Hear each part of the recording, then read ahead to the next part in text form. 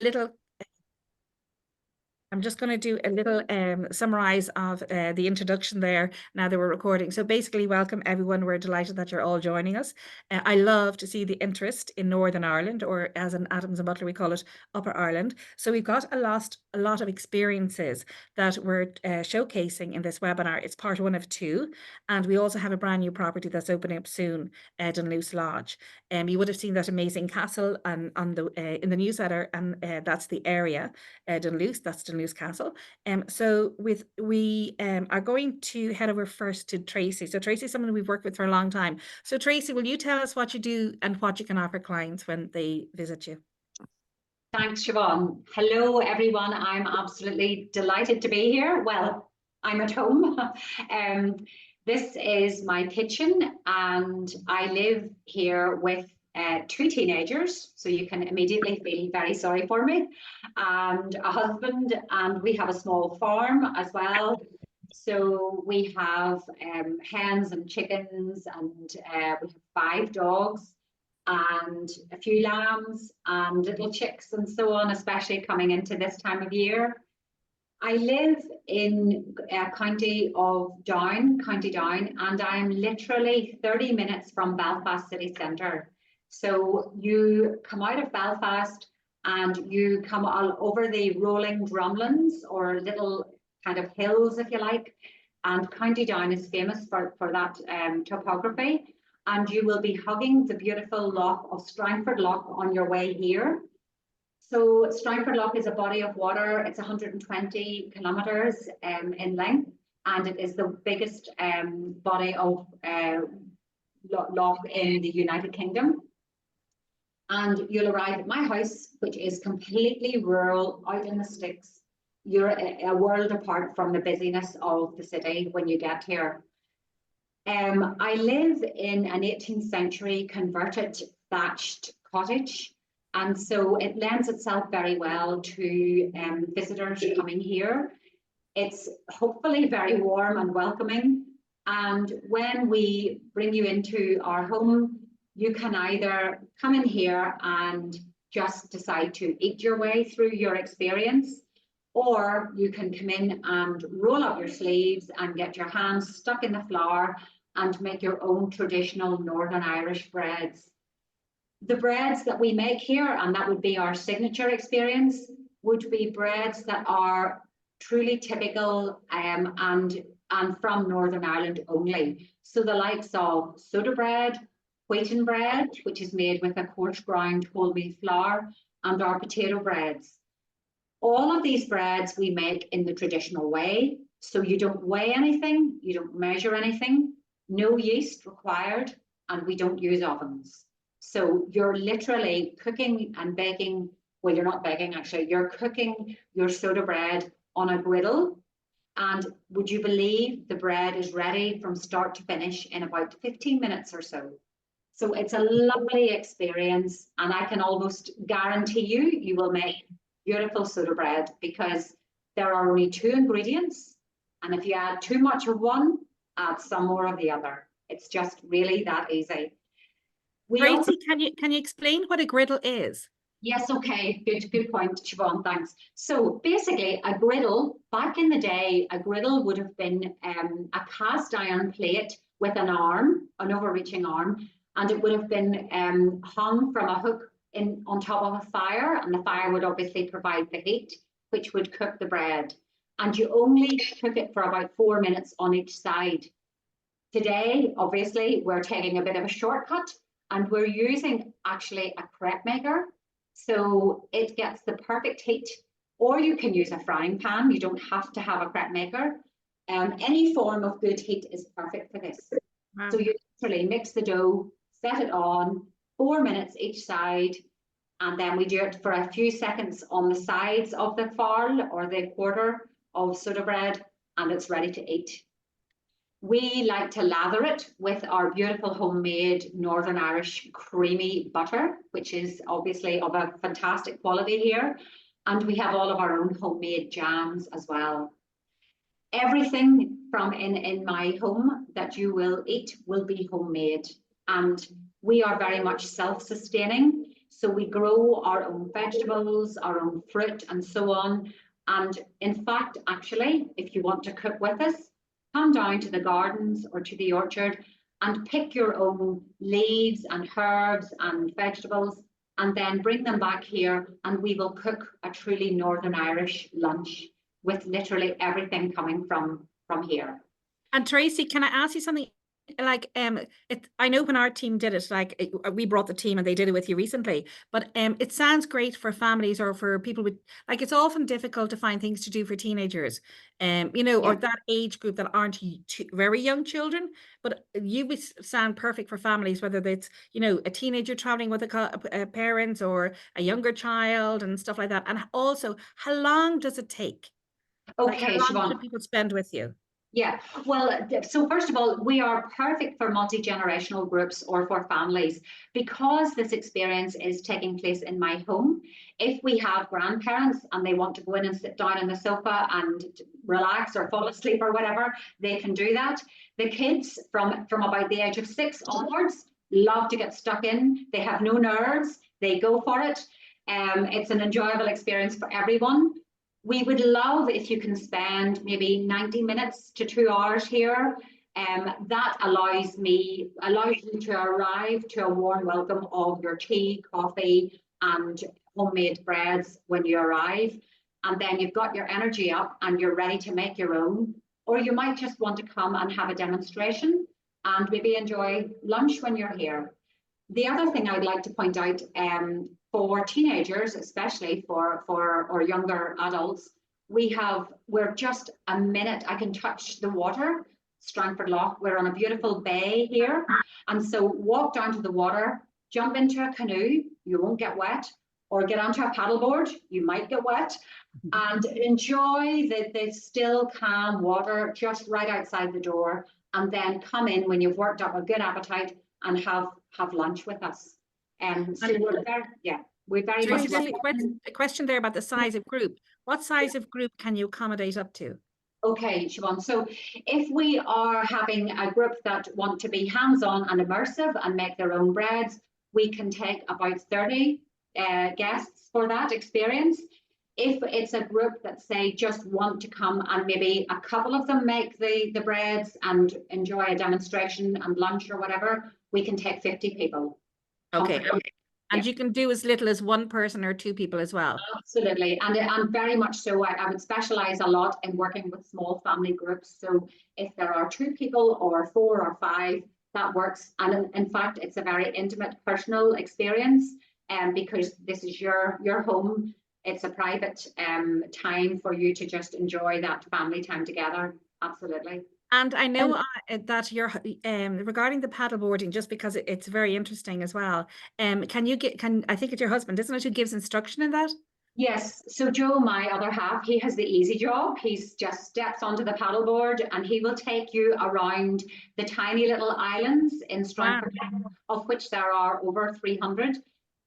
The other experience that we have, that it's a money can't buy experience, and that is where you can paddle out to one of the local islands that is owned by a farmer who's a good friend of ours.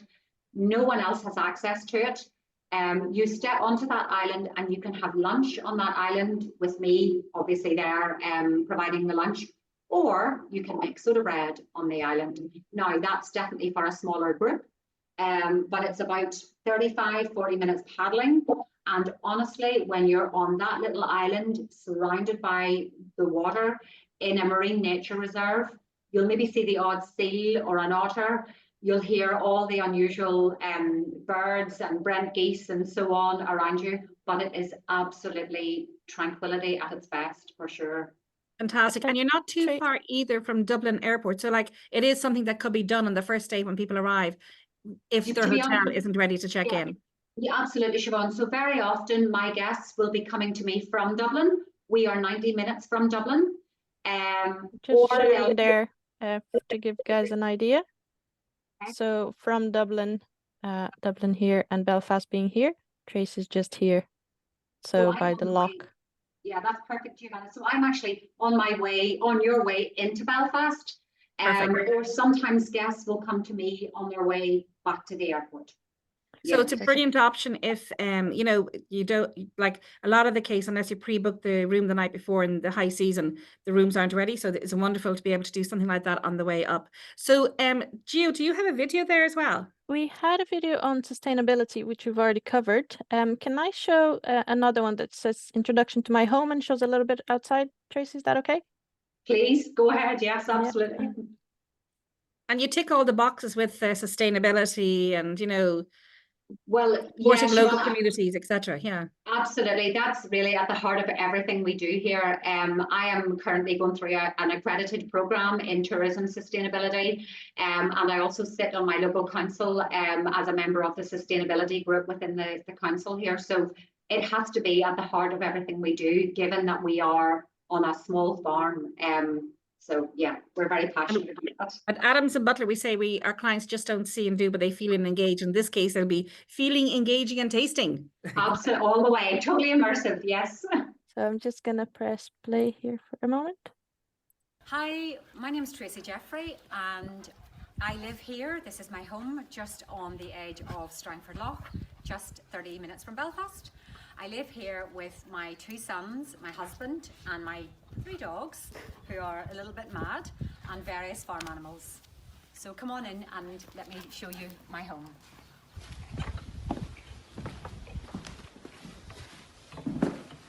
So I live in an 18th century converted barn. We have refurbished this house, just trying to keep as many of the original features, the stone walls and so on, as we possibly can. And this is where I invite my guests in to really make themselves at home, get comfortable and eat lots of homemade food as well. So let me take you into my kitchen. So this is the kitchen where we do the bread making experience. So we make traditional breads such as soda bread, wheaten bread, which is has a crunchier texture, and also our potato bread. Guests can come here also and have lunch, and I will make a homemade lunch of totally local produce, everything coming from the immediate area, the shellfish from Strangford Lough, obviously, and everything will be homemade. So whether or not you're just coming for a coffee morning with lots of homemade treats and a bit of bread making, or you want to do bread making and go on into lunch, both options are available. So this is basically the kitchen where it all happens, and this is our...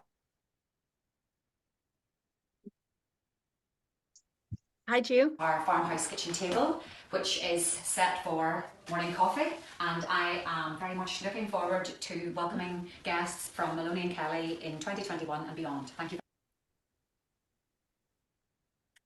Okay, so we didn't that video just is supposed to take us into another room as well, which is just it's not much a nicer room as well, but suffice to say it's a very lived-in home, living with 2 teenagers and 3 dogs. At that time we now have 5. So don't worry, they're not nothing. Thanks a million, Tracy. So did Gillian join yet, Gio? I haven't seen yet. Gillian, are you there? So Tried ringing her as well, didn't get a call. So okay, so maybe if we go on to Sinead at Dunluce, or is Gillian there? Can go on to Sinead? Yeah. Oh, Thanks a million, Tracy, for that. Yes, Sinead McNichol here from Dunluce Lodge. So I'm looking after the sales and marketing for the property. So yes, we're very much in the infancy stages of opening. So I've just been appointed the role in January. So at the minute it's just myself and the general manager. So Dunluce Lodge is going to be a new 5-star property in Portrush, opening towards the end of this year. It'll be a soft opening, hopefully November, December, potentially opening in January. So at the minute we're taking bookings from the 1st of January. And Sinead, being beside Portrush, you must be beside the golf course, are you? We are. So the main selling point, I suppose, is that Dunluce Lodge is situated just at the 4th fairway of Royal Portrush Golf Club. So we've stunning views over the 4th fairway as well as the Atlantic Ocean as well, which is fantastic, a really beautiful area. Can I show quickly the drone video and the property is being built at the moment, so it is Yeah, a building site. Just so So it's very much construction stage at the moment. This drone footage was taken about 6 weeks ago. So it kind of gives a good understanding of the scale of the property and the layout of the property as well.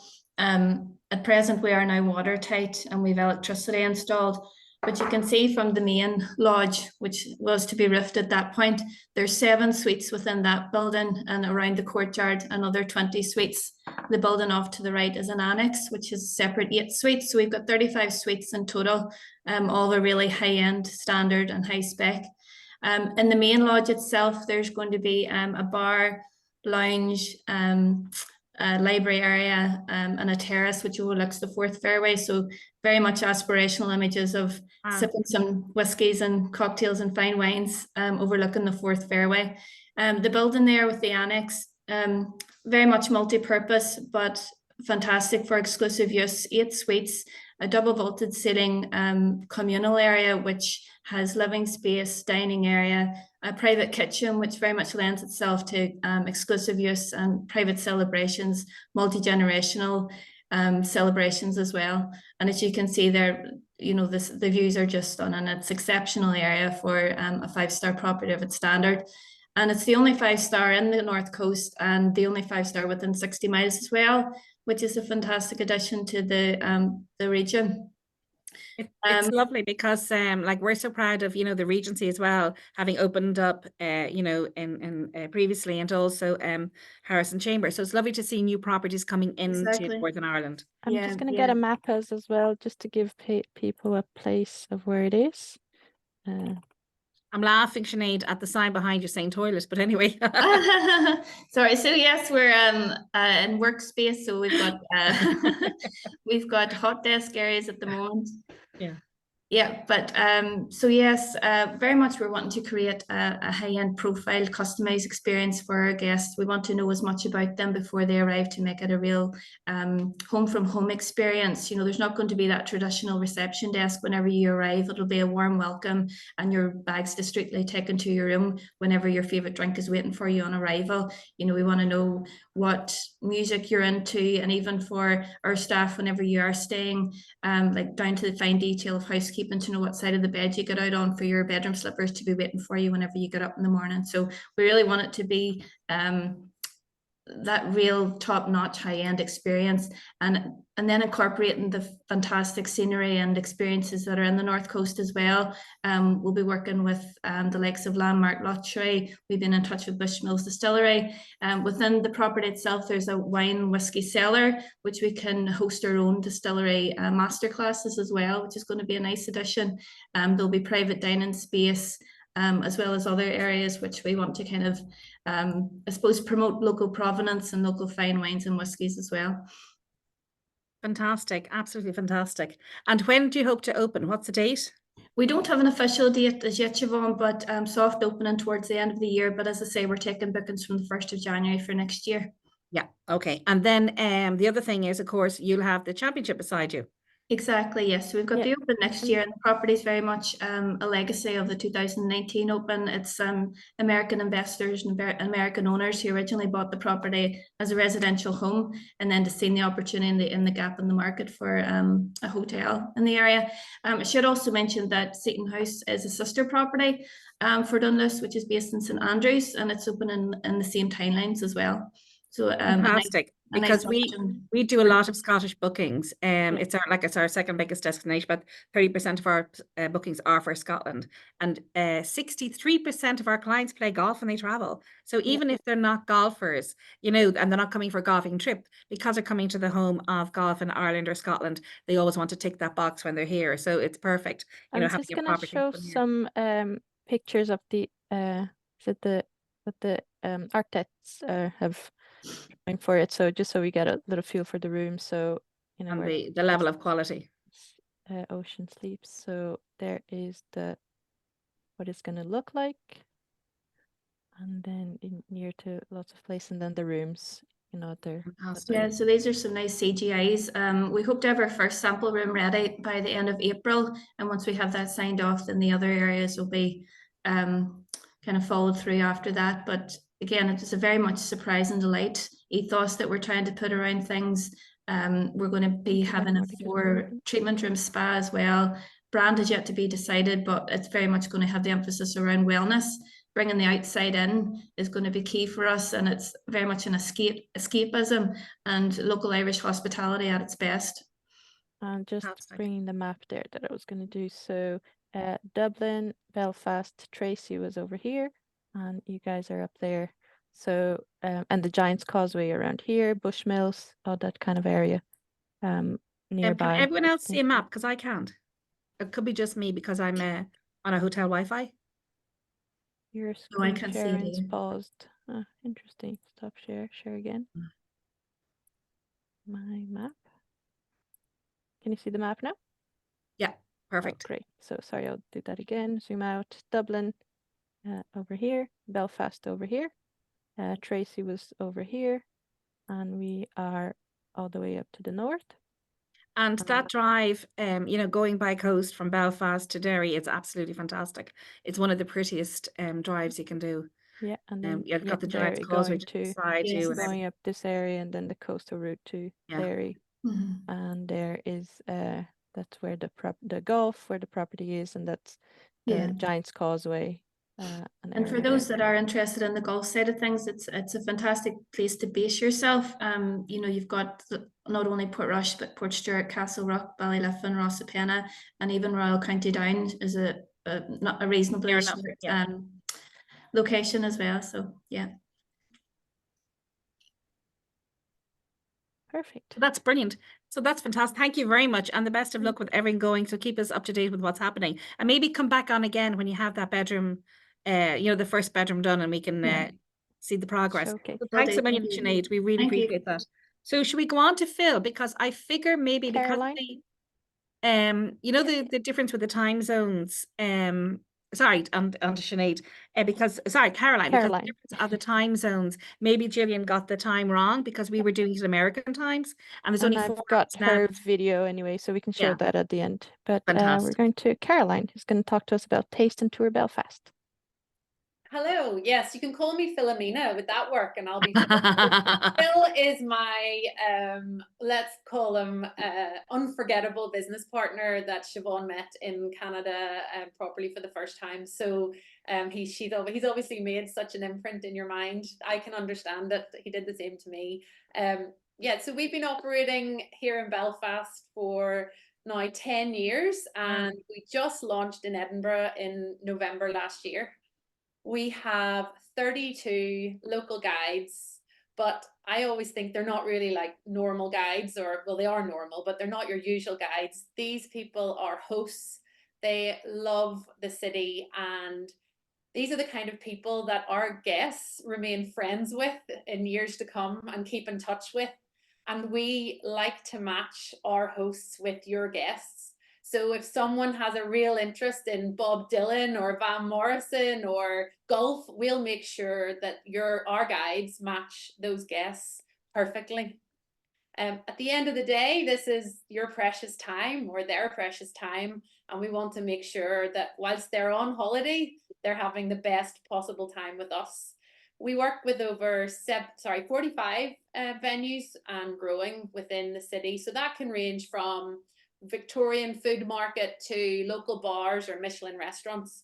And we can take guests out for any length of time. And we would ideally suggest 3 hours, but we can do any length. And we can take groups from 2 to 200. The whole idea of what we do is showing our city off through our food and drink. And we want guests to feel like they're our family. So we'll only visit places in the city that we love. We will not take them to places just because it's handy. We want them to see the city and hear the stories and meet the people and really feel like one of the locals. So we do walk, but as I say, everywhere in Belfast is only 7 minutes away. So it's a relaxed place. It's not going fast. And we really do get to see the city properly. But we can jump on any transport that you need us to. And we can even take guests outside Belfast city centre if they would like to explore further afield. So our most loved tour it's probably, I say tour so badly. I'm sorry, everyone. If I could rename this business, I would. So if I say it properly, it's tour. So the most loved tour would be our food tours. That could look like visiting one of the last remaining Victorian food markets on the island of Ireland. We meet the makers, the producers, and enjoy the local delicacies. We call into an artisan chocolatier for, I promise you, one of the top 3 hot chocolates in the world, and that is fact. Wow. Our next, I mean, only Paris when Belfast. We learn though that hot chocolate and milk chocolate was invented by a man from Upper Ireland, as you would say. We call into a delicatessen from 1897 for an array of local goodies, including a lot of things that were in Tracy's video, which would be the hand-rolled butter with seaweed, specialty breads, a really famous black butter. And I say it's really famous because, believe it or not, I was in the House of Commons the other day and the black butter was being sold in there. We visit a cheesemaker and try his award-winning cheese and charcuterie that's made right here. So years ago in the linen mills that operated in Belfast, charcuterie was hanging from the loft and it was nice and warm up there. But when we lost the linen mills, we lost our charcuterie makers, but they're back with a vengeance and they're making delicious things. And I think no tour, of course, would be complete without some Irish stew or some Irish seafood chowder. So we'll visit a gastro bar in the city, which is one of the oldest breweries in the city as well, and enjoy some hearty cuisine there.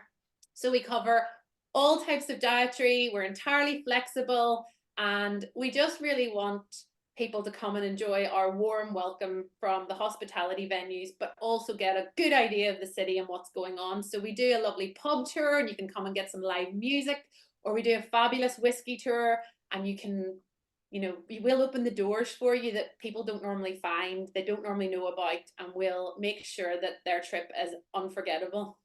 Will I show the video just to get a sense of place and the places Let's that roll you've it. just talked about it? So just so we get an image for it. Caroline, after that, can you talk to us about families again or teenagers and what you I can will, do of different for course. them? Because as I said, they're the ones that all- Sorry, I press play. Yeah.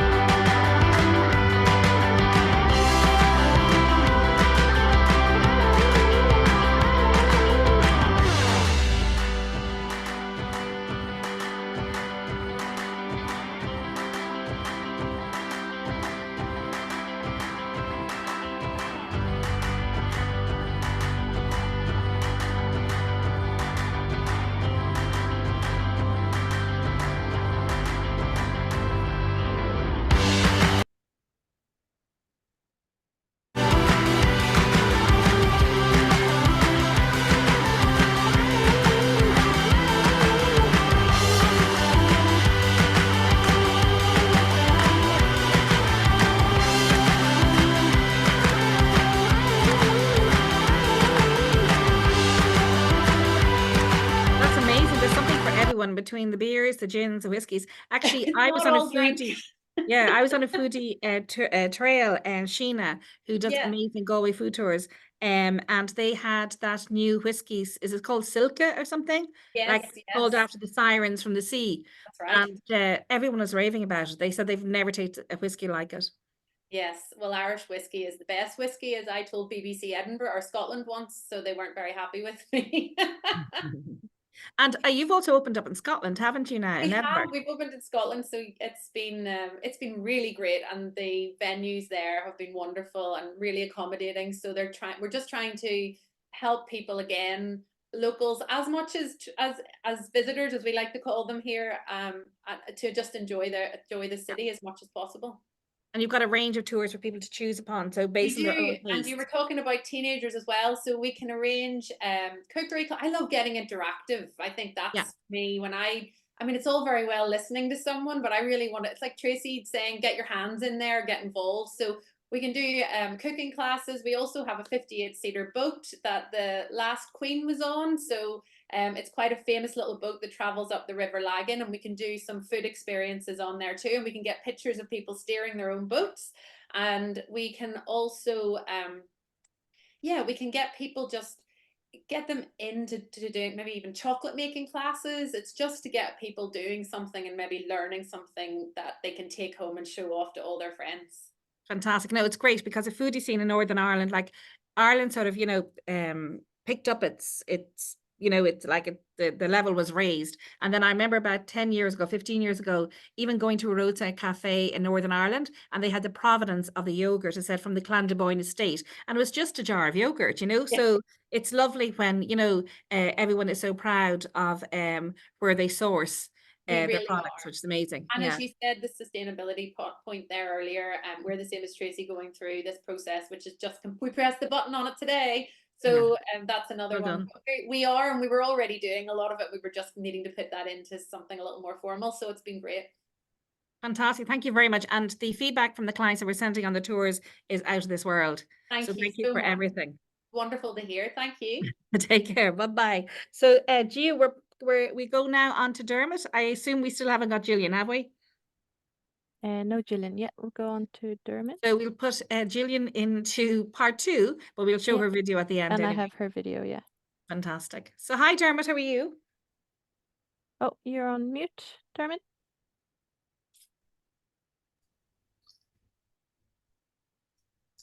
Hello, how you doing? Hello, we can hear you now. Yes, my name's Dermot Freel. I run a 5th-generation bar and restaurant in the village of Swatra. It's about half an hour from the Causeway Coast and Portrush up there in Sinead there, and it's halfway between the city of Belfast and Derry City. It's 5th-generation property, and basically I've worked in it all my life, and if you're looking for a real traditional Irish bar and restaurant, that's Freel's.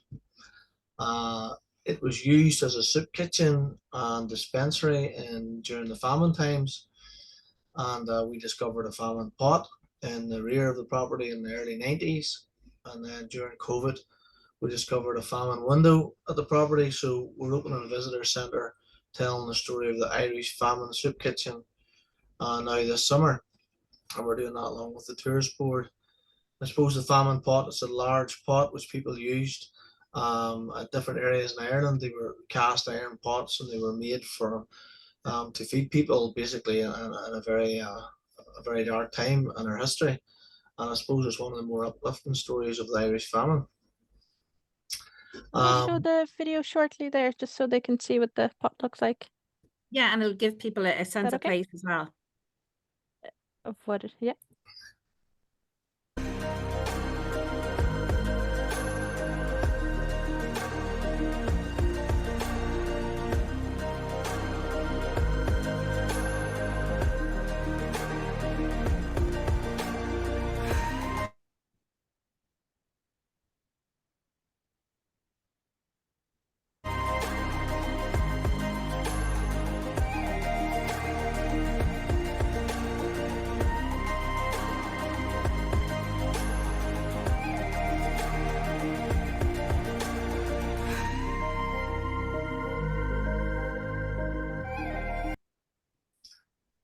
Thank you. That shows you the famine pot in our area there. We also have a walking stick there, was made by a local man called Mick McAtamney, and he spent 50 years in America from the late 1880s till the early after the Great Depression in the 1920s, early 1930s.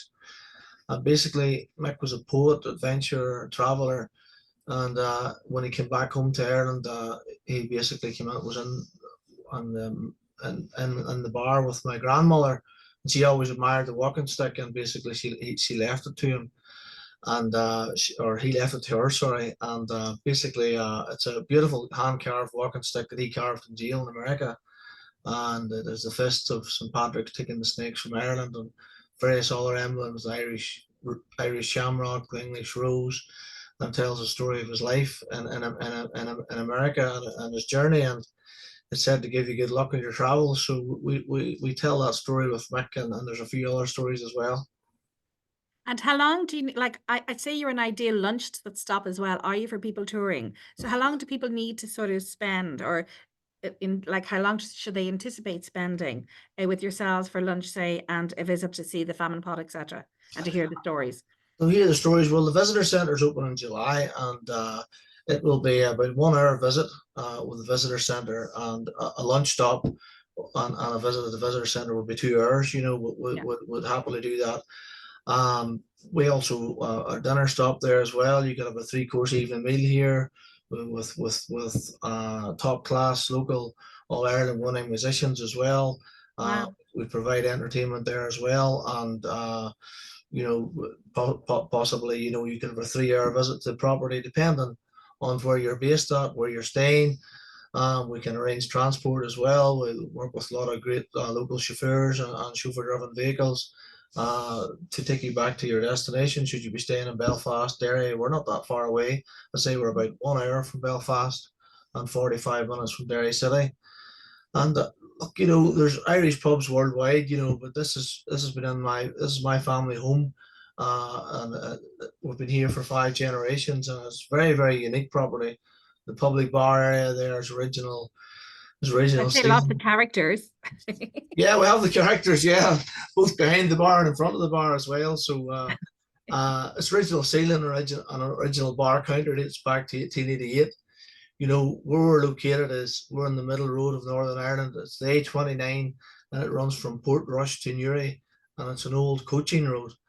And people were coming back. This property was used as a post stop as well, back in the early mid 1800s, and people have been stopping to get refreshed here for nearly 200 years, and they're still getting refreshed to this day. Fantastic. And you're like, I know you're like me, you have a rake of children. I have 5 boys, but you beat me in the stakes, haven't you? Well, we've 7 kids now, and 4 of them, the eldest 4, all work within the property. Which is fantastic. And look, very much family run business. My wife runs a restaurant. I run the bar side of things. It's a large property. The public bar area would hold about 70 to 80 people. With a restaurant would be a 90-seater restaurant, very traditional. Was fully revamped and refurbished there about 4 years ago, but very in a traditional modern style. The property has won Tourist Pub of the Year for Northern Ireland 3 times. You know, it also is a large beer garden area out the back. 1 beer garden area. The market bar area holds about 100, and the hen house area, mixed hen house area, is a fully covered area and holds 200 people.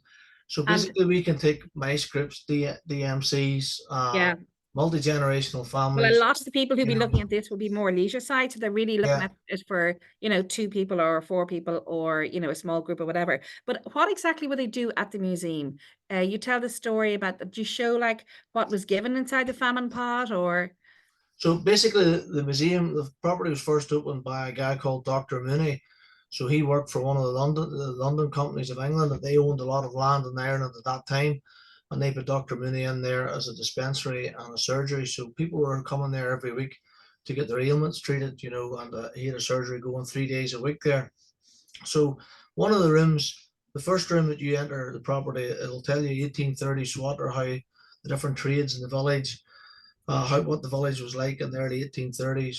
and you go into the next room, and it's a Victorian doctor's surgery, where you'll experience how Dr. Mooney, how he was running his work, and basically see how he was treating different ailments. He was also, in them days, the doctors were also they're also dentists, and they were also midwives as well. So he was treating a lot of various different types of people and for different ailments. Then you go through to another area of the property, and you'll see how the property was pre-famine. The market fairs, there used to be 4 fairs in the village there every year. And then you move on to the property, and you go to an exhibition space. And I've collaborated with a gentleman called Kieran Tuohy, who carves famine sculptures out of Irish bog oak. This bog oak's about 1,500 to 2,000 years of age, and he has 7 sculptures going in the exhibition. 5 of them will be queuing for the soup. They'll be life-size, smaller, not nearly life-size sculptures, but they'll be about 3 feet in height, and they're telling the story of how people queued for soup during the Irish famine. You'll also see how people used the workhouses.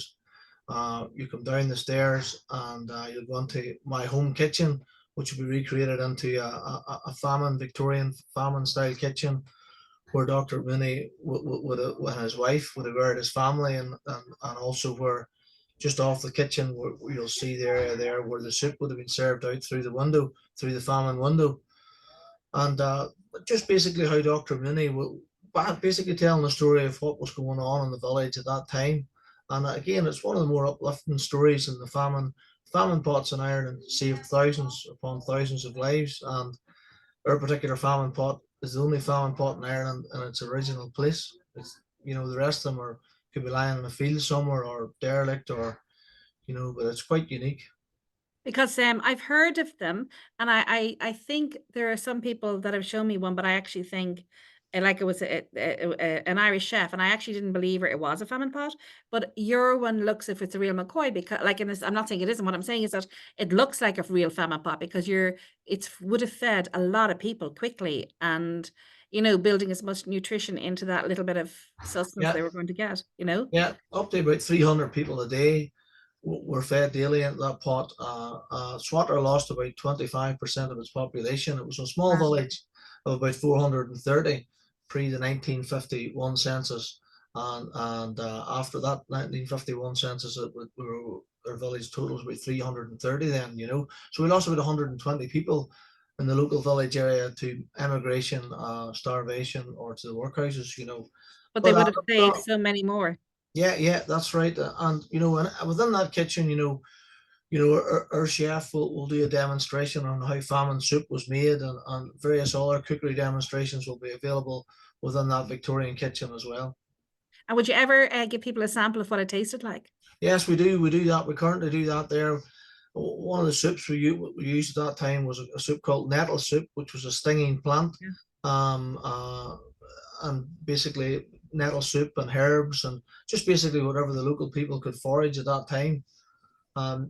Maize was used at a time as well, but it was very hard to digest, for the digestive system. So it was very, like in County Least, they used a soup called gratin soup, which is various herbs and that there, and there was also a Shinabone in it as well. Yeah. It's amazing. So even by the history of your own local area, you found out about what was in the soups in other areas. Yeah. Look, we used 2 universities. We used the University of Ulster in Belfast, and we used the University of Maynooth for research for the famine story. And basically the guy Kieran Riley, he's a famine doctor in Maynooth. He sits on the National Famine Board in the National Museum in Stokestown there, and he done a great job for us on the famine soup kitchens in Ireland. So it was very, very good. Yeah, that's fantastic. It's fantastic, and it's also, I think, for families to visit it. It makes history real, and it makes them understand it better. You could read all the history books, but nothing is as wonderful as seeing it in action, and then you have a sense of really what it was like. Yes, we have a lot of used those last 2 or 3 years, a lot of multi-generation families. There is something in it for everyone. For the younger visitor, it's basically maybe aimed from about age 11 upwards. The center and the line of the wording and the text. but definitely teenagers and definitely multi-gen families that are finding out why their great grandparents or great grandparents recently left, why they left Ireland, and the spread the Irish diaspora, 80 million people throughout America and Canada, and they're finding out the reasons. One of the main reasons why they did leave, was due to the Irish famine accelerated that. Yeah, that's absolutely fantastic. Like that you've managed to sort of resurrect it and bring it to life again. So thanks a million, Dermot. I really appreciate that. So, Gio, should we show the video for Armagh? Yeah. By the way, the other thing is, one thing we're trying to do here is, like, a lot of people think of, they go up to Northern Ireland, they do Titanic, they do the Giant's Causeway, and they leave. So what we're trying to do is show you that there's more to Northern Ireland than the Titanic and Giant's Causeway. That there's other areas to explore, there's other areas to visit, and there's lots of things to learn, see, and do. So we're going to now go over and show the video for Visit Armagh, and hopefully we'll have Gillian on the part 2 of these new experiences and existing experiences in Northern Ireland.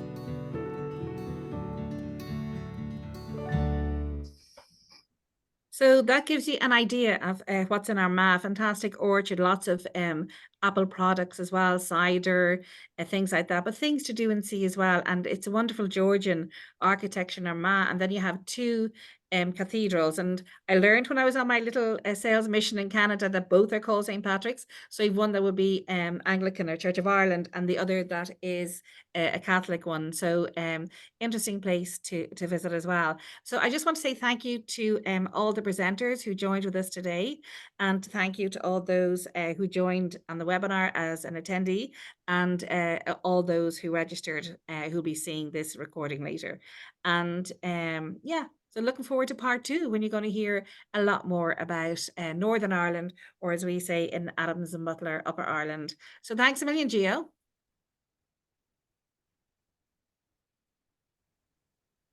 You can probably see, by the way, I'm in Carton House at the moment. Thank you very much. Thank you. Bye. Background here. Yeah. Okay. Thanks a lot. See you. Take care, and see you on the next webinar. Bye-bye.